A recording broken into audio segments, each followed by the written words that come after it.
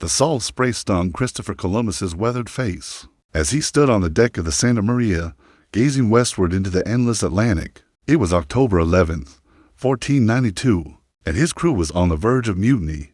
For 33 days, they had sailed into what many believed was an ocean of monsters and eternal darkness. Behind him, the Pinta and the Nika followed reluctantly, their crews equally terrified and desperate to turn back toward the familiar shores of Spain. Columbus clutched the letter from Queen Isabella and King Ferdinand II, his royal commission that had made this impossible dream a reality. The Genos navigator had spent years convincing European courts that he could reach the Indies by sailing west, armed with his calculations based on ancient texts and his unwavering belief in divine providence. What he didn't know was that his measurements were catastrophically wrong. He had underestimated the Earth's circumference by nearly 25%. The tension aboard the flagship was palpable. Martin Alonso Pinzon, captain of the Pinta, had already threatened to turn back twice. The crew whispered of sea serpents and the edge of the world, their Catholic faith battling against their maritime superstitions. Columbus had promised them wealth beyond imagination, gold, spices, and silk from the legendary lands of Cathay and Chipangu that Marco Polo had described centuries earlier. As dawn broke on October 12th, a cry pierced the morning air. Tierra, tierra, land. Rodrigo de Triana, the lookout on the Pinta, had spotted what appeared to be white cliffs in the distance. Columbus fell to his knees on the deck, tears streaming down his face as he offered prayers of thanksgiving.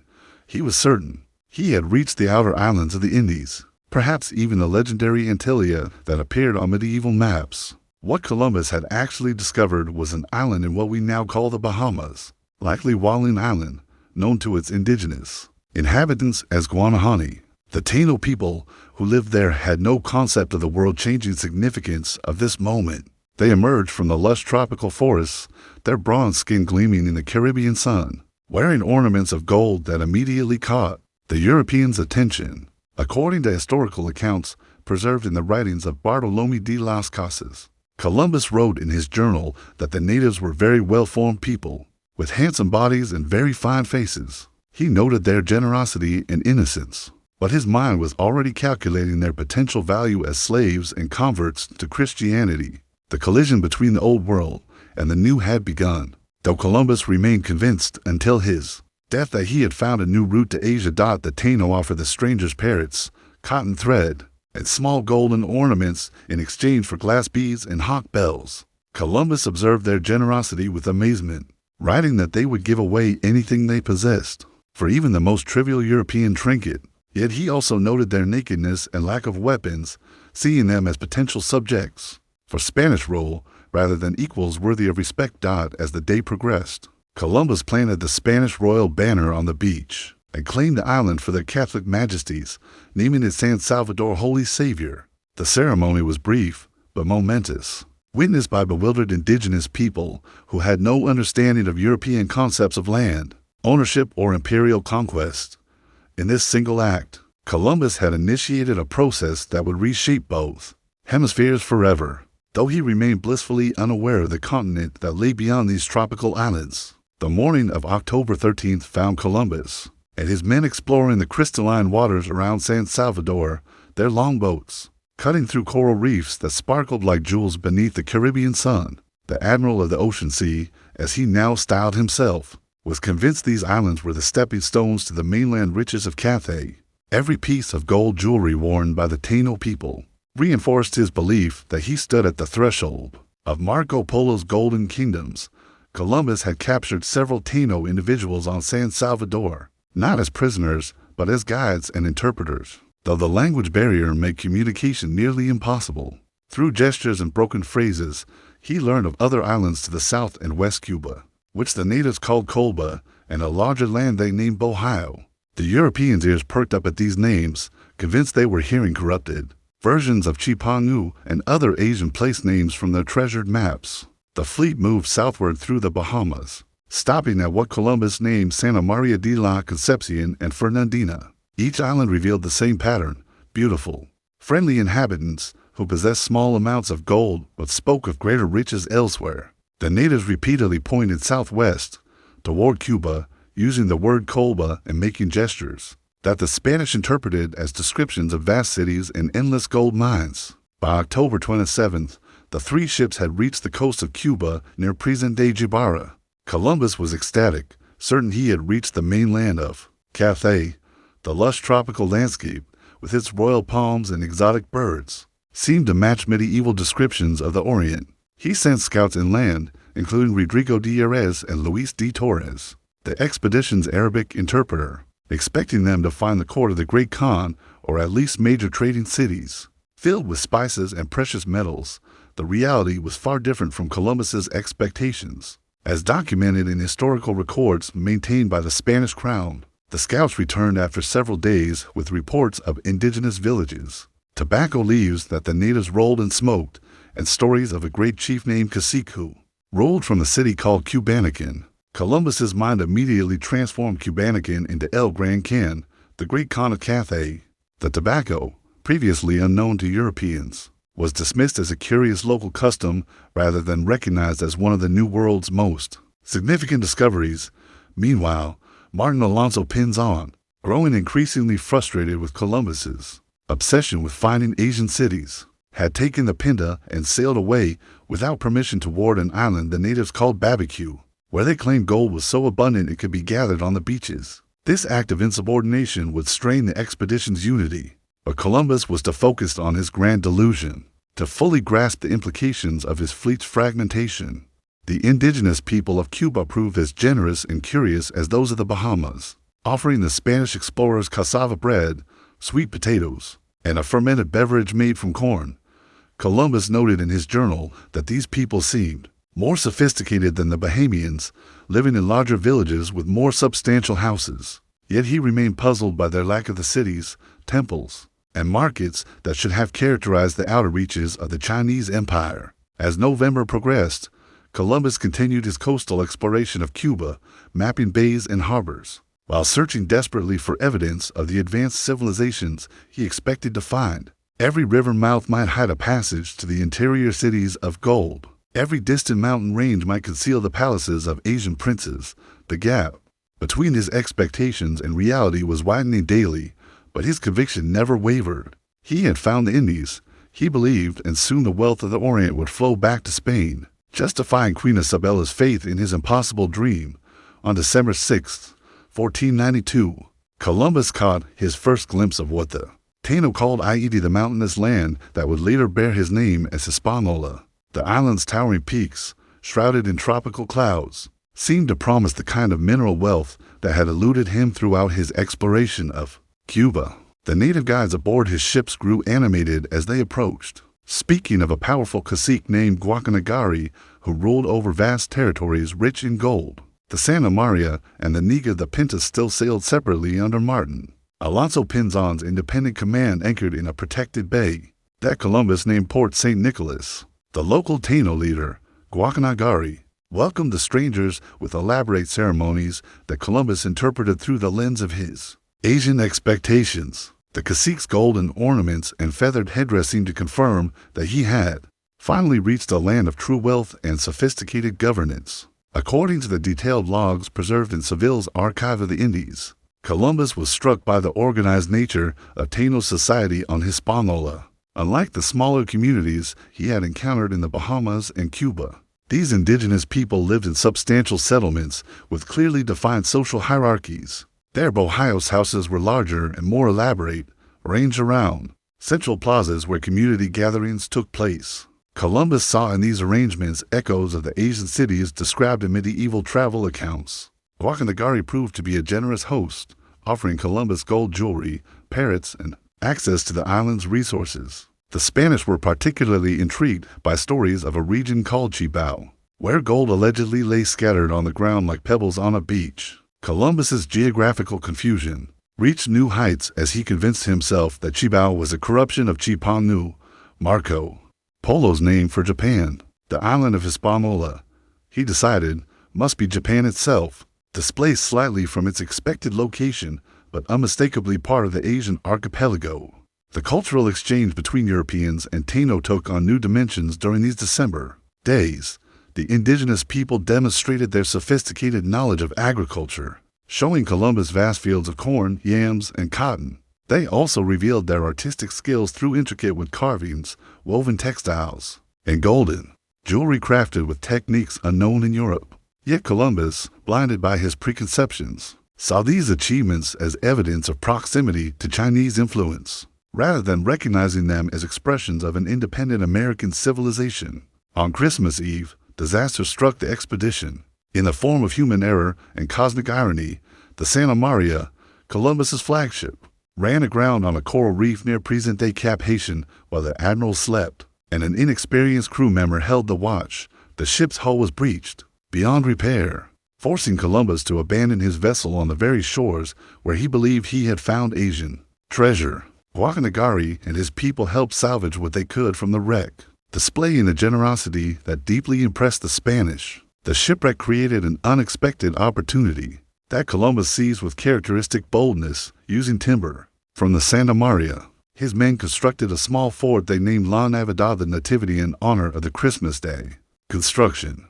Columbus left 39 volunteers under the command of Diego de Arana to establish Spain's first permanent settlement in what they still believed were the Indies. These men were instructed to search for gold mines, establish friendly relations with the natives, and prepare for Columbus's return with a larger expedition. As Columbus prepared to depart Hispaniola aboard the Niga, now joined by the wayward Pinta and Martin Alonso Pinzon, he was convinced that his mission had succeeded beyond his wildest dreams. He had found inhabited islands off the coast of Asia, established diplomatic relations with local rulers, and confirmed the existence of significant gold deposits.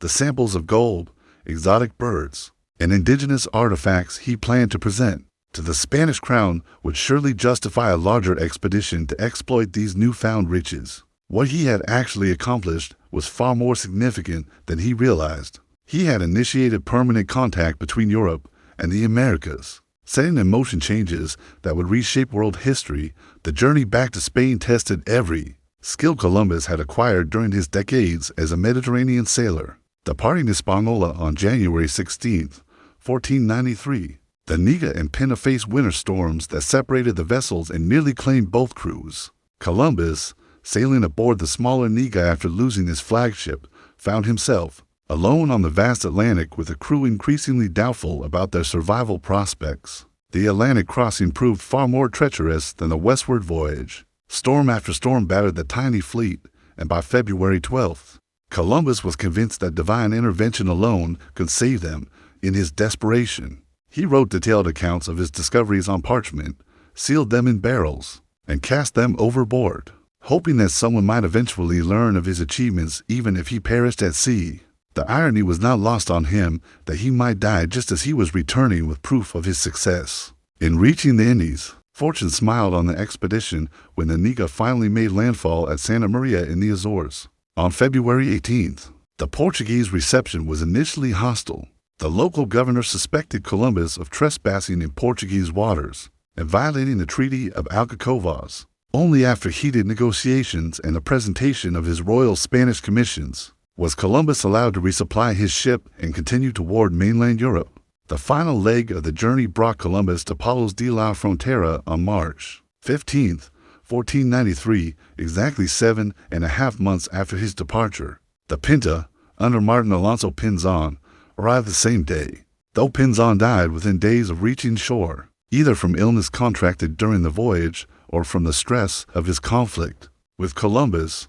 The admiral of the ocean sea found himself alone to claim credit for what he believed was the most significant geographical achievement since ancient times. Word of Columbus's return spread rapidly throughout Spain, carried by messengers who rode hard toward the royal court in Barcelona. The letter Columbus had written during the return voyage, describing his discoveries and the potential wealth of the Indies, was copied and distributed across Europe with unprecedented speed.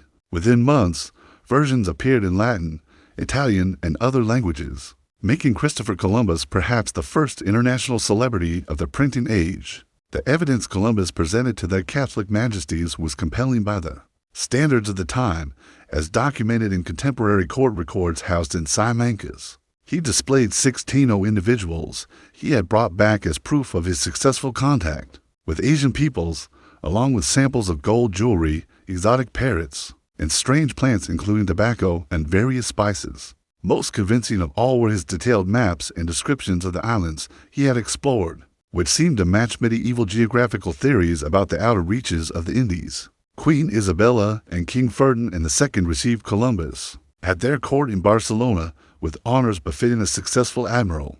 They confirmed his titles as governor and viceroy of all lands he had discovered, granted him a coat of arms, and authorized him to organize a second, much larger expedition.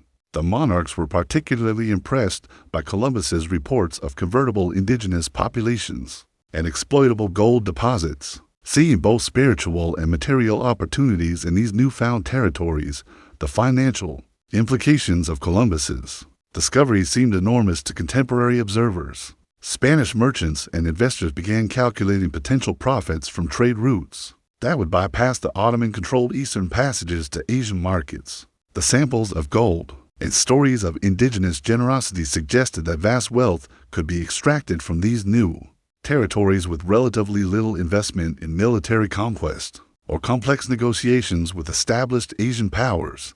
Yet, even as celebrations erupted across Spain, troubling questions lurked beneath the surface of Columbus's triumph. The quantities of gold he had obtained were disappointingly small for territories supposedly connected to the wealth of Cathay.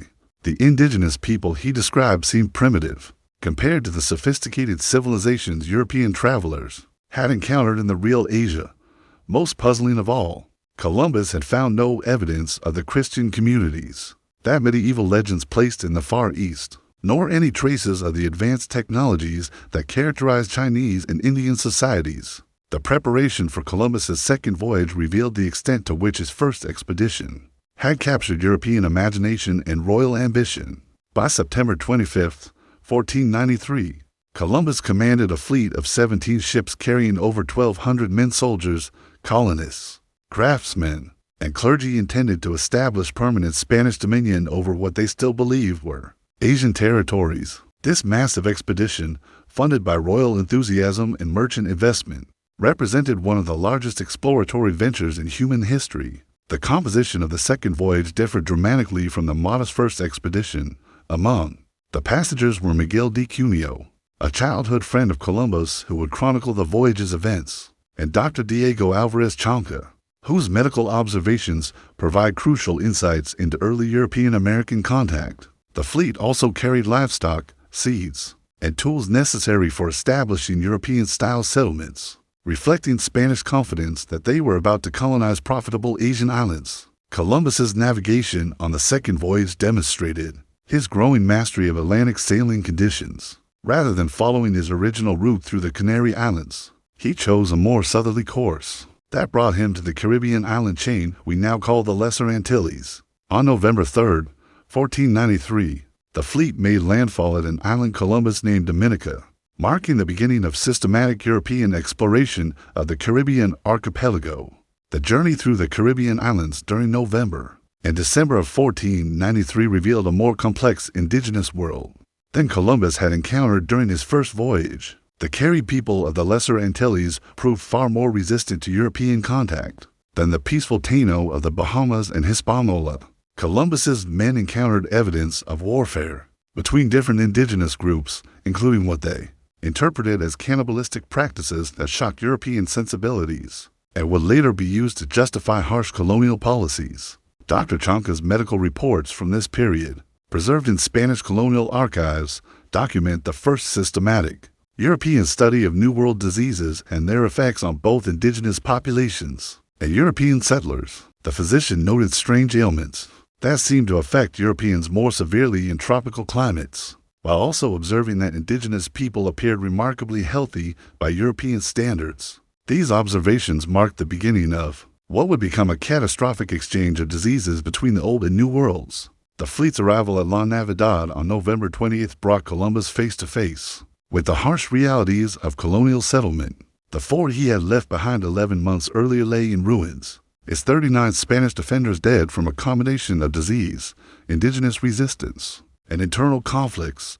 Guacanagari, the Taino cacique who had welcomed Columbus so warmly during his first voyage, explained through gestures and broken Spanish that the colonists had demanded excessive amounts of gold and women, eventually provoking violent resistance from neighboring indigenous communities. The destruction of La Navidad forced Columbus to confront the gap between his theoretical knowledge of Asian colonization and the practical challenges of establishing European settlements in unfamiliar territories. His 1,200 followers expected immediate access to the gold mines and trading opportunities that Columbus had promised, but the reality of Hispaniola offered only difficult agricultural work and uncertain relationships with indigenous populations who were becoming increasingly suspicious of European intentions. Columbus established a new settlement called La Isabela on Hispaniola's northern coast, but the colony struggled from its inception. The Spanish colonists, many of whom were gentlemen unused to manual labor, found themselves clearing tropical forests and building fortifications under conditions far harsher than they had anticipated. Diseases unknown in Europe began claiming lives, while the promised gold mines remained elusive despite extensive exploration of the island's interior. The admiral's response to these challenges revealed both his determination and his growing desperate. To justify his claims about reaching the Indies, he organized expeditions into Hispaniola's mountainous interior, searching for the golden cities that would validate his geographical theories. The reality, he discovered indigenous villages with modest amounts of gold obtained through careful mining and trade fell far short of the Asian wealth he had promised his royal sponsors. Yet Columbus continued to insist that greater riches lay just beyond the next mountain range, maintaining the fiction that sustained his career and Spain's colonial ambitions. By 1495, Columbus's role as governor of Hispaniola had transformed him from a visionary explorer into a harsh colonial administrator, struggling to maintain control over increasingly rebellious Spanish settlers. The promised wealth of the Indies had failed to materialize, food shortages plagued La Isabela, and disease continued to decimate both European colonists and indigenous populations. Columbus found himself caught between Spanish colonists demanding immediate profits and indigenous communities suffering under the encomienda system he had established. The encomienda system that Columbus implemented on Hispaniola represented one of history's most brutal forms of colonial exploitation, though he presented it to royal authorities as a method for civilizing and converting indigenous populations. Under this arrangement, Spanish colonists received grants of indigenous laborers who were theoretically free, but practically enslaved. Columbus required every Taino adult to deliver a specified quantity of gold dust every 3 months, a demand that proved impossible to fulfill given the island's limited gold deposits. Contemporary accounts by Spanish colonists, including letters preserved in Seville's colonial archives, describe the systematic brutality that characterized Columbus's governorship. Indigenous people who failed to meet their gold quotas faced severe punishments, including mutilation, enslavement, or death. Columbus personally ordered mass hangings and other public executions designed to terrorize the Taino population into compliance. The man who had initially praised indigenous generosity and innocence had become the architect of genocide. The rebellion of Francisco Roldan in 1496 marked the beginning of the end for Columbus's authority in Hispaniola. Roldan, originally appointed as the colony's chief justice, gathered a group of disaffected Spanish settlers and established an independent settlement in the island's southern region. The rebels accused Columbus of incompetent leadership, excessive cruelty towards Spanish colonists, and failure to deliver the wealth he had promised. More damaging still, they began questioning whether these Caribbean islands were actually part of Asia at all. Columbus's third voyage, launched in May 1498, brought him to the South American mainland for the first time, though he remained convinced he was exploring Asian territories. Landing on the Paria Peninsula in present-day Venezuela, he encountered indigenous populations who possessed significant amounts of pearls and gold, temporarily reviving his hopes for Asian-scale wealth. However, his journal entries from this period reveal growing confusion about the geography he was mapping, as the continental landmass didn't match any Asian territories described in medieval sources. The political situation in Hispaniola continued to deteriorate during Columbus's absence, with Spanish colonists divided into warring factions and indigenous resistance growing more organized and desperate. When Columbus returned to the colony in August 1498, he found himself governing a territory on the brink of complete collapse. His attempts to restore order through increasingly harsh measures only deepened the crisis and provided his enemies in Spain with ammunition for their campaign against his leadership. Francisco de Bobadilla's arrival in Hispaniola on August 23, 1500, represented the Spanish crown's final loss of confidence in Columbus's abilities. As a colonial administrator, Bobadilla carried royal commissions authorizing him to investigate charges of misgovernment and, if necessary, to assume control of the colony. What he found exceeded even the most damaging reports that had reached the Spanish court. A colony devastated by disease and warfare, indigenous populations reduced to desperate slavery, and Spanish settlers engaged in open rebellion against their appointed governor, the sight of 7 Spanish colonists hanging from gallows in La Isabella's central plaza convinced Bobadilla that immediate action was necessary to restore royal authority. Within days of his arrival, he had arrested Columbus and his brothers, seized their property, and assumed control of the colonial government. The man who had once knelt in thanksgiving on the beaches of San Salvador now found himself shackled aboard a ship bound for Spain. His career as a colonial administrator definitively ended. Columbus's arrest and return to Spain in chains marked a humiliating conclusion to his decade-long attempt to establish Spanish dominion over what he still insisted were Asian territories. Yet even as he faced investigation and possible execution for his failures as governor, Columbus maintained his fundamental geographical delusion. In letters written from his Spanish prison cell, he continued to argue that he had discovered islands off the coast of Cathay, and that greater wealth awaited future expeditions. Willing to penetrate deeper into the Asian interior, the aging admiral of the Ocean Sea secured royal permission for one final voyage in 1502, though the terms reflected his drastically reduced status at the Spanish court. Queen Isabella and King Ferdinand II authorized Columbus to search for a westward passage to the Indian Ocean, but they explicitly forbade him from returning to Hispaniola or interfering with the colonial government that had replaced his failed administration. At 51 years old, Columbus commanded for ships and 140 men in what would prove to be his most geographically significant expedition. Columbus's fourth voyage carried him along the Central American coast from Honduras to Panama, bringing him closer than ever before to the Pacific Ocean. That would eventually provide the westward route to Asia he had sought throughout his career. The indigenous peoples of Central America possessed sophisticated gold-working techniques and extensive trade networks that impressed the Spanish explorers. Yet Columbus remained puzzled by their apparent isolation from the great Asian civilizations he expected to encounter. The exploration of the Central American coast during 1502 and 1503 revealed the continental nature of the landmass Columbus had been mapping for over a decade, though he refused to acknowledge the implications of his discoveries. At the Rio Belén in present-day Panama, his men established a temporary settlement and encountered indigenous communities who spoke of a great ocean lying just beyond the nearby mountains. Columbus dismissed these reports as references to Asian inland seas rather than recognizing them as descriptions of the Pacific Ocean. Contemporary accounts from this period, including letters by Columbus's son Ferdinand who accompanied the expedition, document the admiral's declining health and growing desperation to vindicate his geographical theories.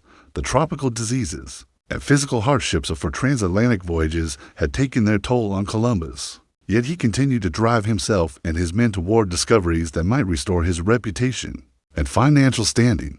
His obsession with finding a passage to the Indian Ocean had become a personal crusade that consumed his remaining years. The failure of the Central American settlement and the loss of 2 ships to tropical storms forced Columbus to abandon his final colonial ambitions and return to Jamaica, where he spent over a year stranded while seeking rescue from Hispaniola. During this enforced isolation, Columbus wrote his famous letter of Jamaica to the Spanish monarchs, a document that reveals both his continued geographical confusion and his growing sense of divine mission. He described himself as chosen by God to carry Christianity to Asian lands, despite accumulating evidence that he had never reached Asia at all. Columbus's rescue and return to Spain in November 1504 brought him face to face with a rapidly changing European understanding of his discoveries. Other explorers, including Amerigo Vespucci, had begun publishing accounts that described the western lands as a separate continent rather than part of Asia. The printing press was spreading new geographical knowledge faster than Columbus could revise his theories, and educated Europeans were beginning to realize that he had stumbled upon something far more significant than a new route to known territories. The admiral's final years were marked by few legal battles to restore his privileges and financial claims over the territories he had discovered. Columbus died in Valladolid on May 20th, 1506, still convinced that he had reached the outer islands of the Indies, and that future expeditions would eventually reach the mainland Asian cities that had eluded his exploration. His geographical delusion remained intact until his final breath, even as the world around him was coming to understand the true magnitude of his accidental achievement. The irony of Columbus's legacy became clear within decades of his death. The man who died believing he had found a westward route to Asia had actually initiated permanent contact between Europe and the Americas, setting in motion demographic, biological, and cultural exchanges that would reshape both hemispheres. His voyages had revealed the existence of continents unknown to medieval geography, vast oceans that dwarfed the Mediterranean world of his youth, and indigenous civilizations that challenged European assumptions about human society in development. Modern historians recognize Columbus as a figure whose personal failures and geographical confusion cannot diminish the world's historical significance of his voyages. His accidental discovery of the Americas opened an age of global exploration and colonization that would transform human civilization. Yet the brutal colonial system he established in the Caribbean also initiated centuries of exploitation and genocide that devastated indigenous American populations. Christopher Columbus remains history's most consequential explorer precisely because he never understood what he had actually discovered, not the Indies he sought, but a new world that would forever change the old one he had left behind. This narrative draws upon historical accounts maintained in the Archive of the Indies in Seville, Spain, and incorporates scholarly research published in academic journals including the Hispanic American Historical Review.